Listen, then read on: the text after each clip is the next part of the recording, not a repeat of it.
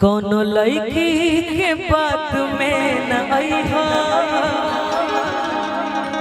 पहले नीक लागी बाद में बुझाई।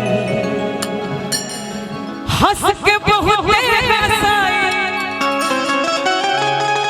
आगे चल के रोई। हंस के बहुते हंसाई, आगे चल के रोई। उहे प्यार तोहर काल बन जाई। कौन लड़की के बात में न अइहा, कौन लड़की के बात में न अइहा, पहले नीक लागी बाद में बुझाई। कौन लड़की के बात में न अइहा, पहले नीक लागी बाद में।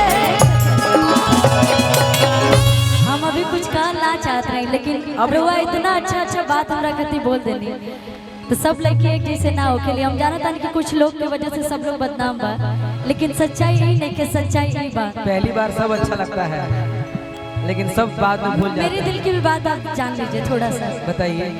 तू हमर जान हवा, तू ही परान हवा, तू हमर जान हवा, तू ही परान हवा। कहो काट के हमरे दी करे जाके, अरे ए करे जा, अरे गढ़ा में फेंक दे जाके, ले जा ले जा, गढ़ा में फेंक दे जाके,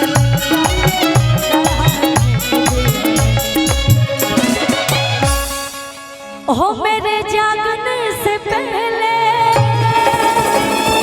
हाय रे मेरी किस्मत।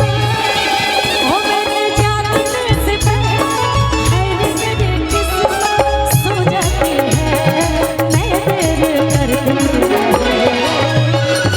हो जाती है, देर न हो जाए।